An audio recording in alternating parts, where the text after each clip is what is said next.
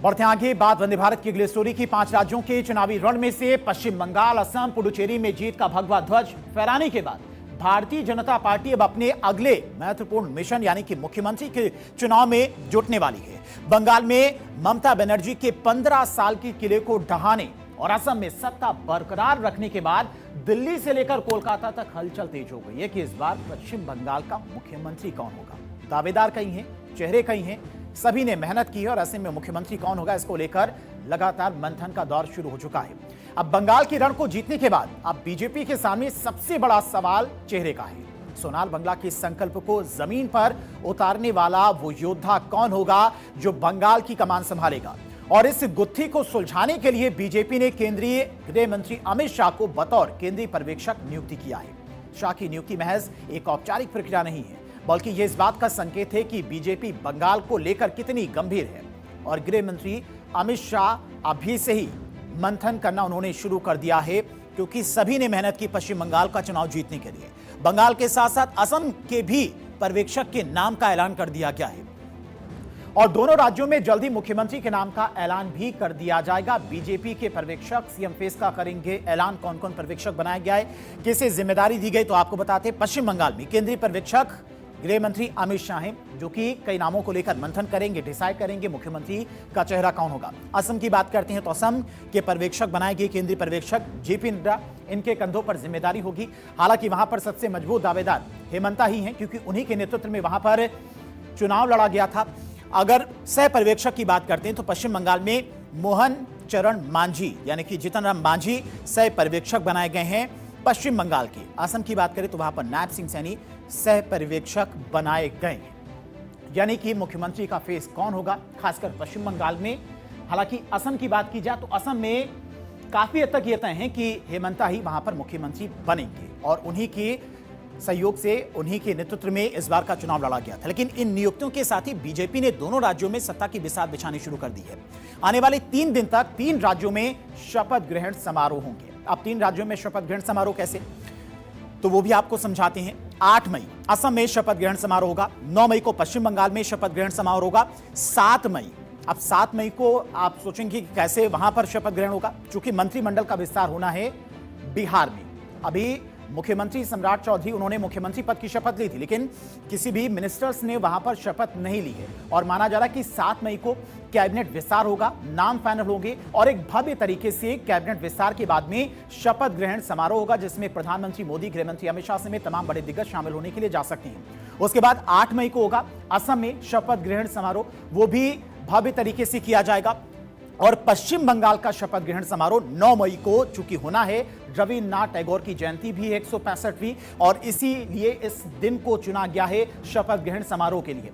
पश्चिम बंगाल की राजनीति में ऐतिहासिक मोड़ आ गया है और पहली बार बीजेपी बंगाल में सरकार बनाने जा रही है और यह सफलता ममता बनर्जी की पार्टी को हराकर जीत हासिल की गई है। पिछले 15 सालों से राज्य पर अजेय माने जाने वाली टीएमसी के लंबे समय के दबदबे को अब चुनौती मिली है। बीजेपी ने जीत दर्ज की और 9 मई को यहां पर शपथ ग्रहण समारोह होने जा रहा है। खास बात यह कि बंगाल और बिहार के शपथ समारोह में प्रधानमंत्री नरेंद्र मोदी, गृह मंत्री अमित शाह, बीजेपी के अध्यक्ष नितिन नवीन शामिल होंगे। 9 मई की तारीख बंगाल के लिए खास है। अब यह तारीख क्यों खास है, क्यों इसी तारीख को चुना गया बंगाल में शपथ ग्रहण के लिए, तो वो भी आपको समझाते हैं। दरअसल 9 मई को गुरुदेव रविन्द्रनाथ टैगोर की जयंती होती है और बंगाल में रविन्द्रनाथ टैगोर का खास सम्मान माना जाता है। 9 मई को शपथ ग्रहण करवाकर बंगाल को बीजेपी एक खास मैसेज भी देना चाहती है। मैसेज ये कि बंगाल की संस्कृति को आत्मसात कर रही है बीजेपी। उनकी जयंती पर शपथ लेना बंगाली अस्मिता से जुड़ने का सबसे बड़ा तरीका माना जा रहा है। चुनाव प्रचार के दौरान बीजेपी हमेशा सोनार बांग्ला शब्द बोलती थी और इसीलिए यह शब्द रविन्द्रनाथ टैगोर की रचना से प्रेरित है और इसीलिए 9 मई की तारीख बीजेपी के द्वारा चुनी गई है शपथ ग्रहण समारोह को लेकर। पूरे चुनाव प्रचार के दौरान टीएमसी और ममता बनर्जी यही आरोप लगाती रही कि बीजेपी सत्ता में आते ही बंगाल की संस्कृति से खिलवाड़ करेगी और ऐसे में बीजेपी नई सरकार के गठन के लिए रविन्द्रनाथ टैगोर की जयंती का दिन चुनती है ताकि वो टीएमसी के आरोपों का जवाब दे सके। बीजेपी बंगाल की सभ्यता और संस्कृति का कितना ख्याल रखती है, पश्चिम बंगाल बीजेपी अध्यक्ष समीक भट्टाचार्य ने भी 9 मई की तारीख पर मुहर लगा दी है। क्या कुछ उनके द्वारा कहा गया, सुनाते हैं आपको। प्रधानमंत्री जी कल घोषणा कर दिया 25 बैशाख 9 में रविन्द्रनाथ ठाकुर का जन्मदिन उसी दिन में ये सरकार शपथ लेगी।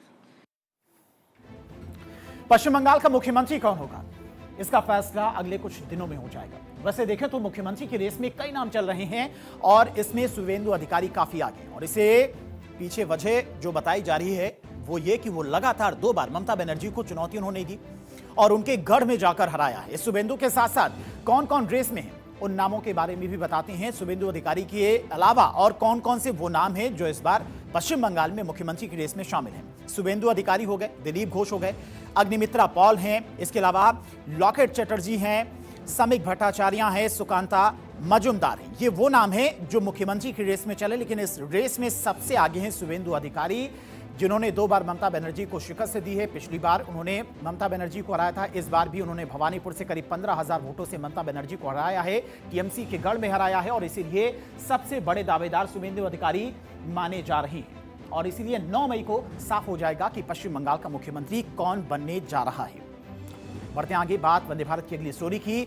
दक्षिण भारत में सिनेमा सिर्फ मनोरंजन नहीं, एक धर्म है और यहाँ के रुपहले पर्दे और राजनीतिक गलियारों के बीच की रेखा इतनी महीन हो चुकी है कि कभी कभी पता ही नहीं चलता कि नायक फिल्म की शूटिंग कर रहा है या फिर जनता को संबोधित कर रहा है।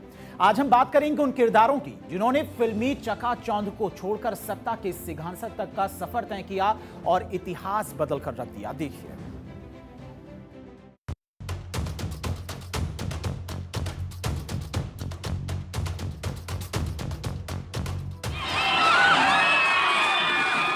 तमिलनाडु की सियासत में विजय नाम का ऐसा तूफान आया जिसमें बड़े बड़े धुरंधर उड़ गए। तमिलनाडु में 4 मई को जो सियासी पिक्चर रिलीज हुई वो किसी ब्लॉकबस्टर फिल्म के क्लाइमैक्स से भी ज्यादा हैरत अंगेज रही। चेन्नई से कन्याकुमारी तक बस एक ही नाम गूंजा था। और चलिए इस खबर को विस्तार से आपको बताएंगे, उससे पहले एक बड़ी खबर आपको बताते हैं। ट्रंप ने प्रधानमंत्री मोदी को बधाई दी है। इस वक्त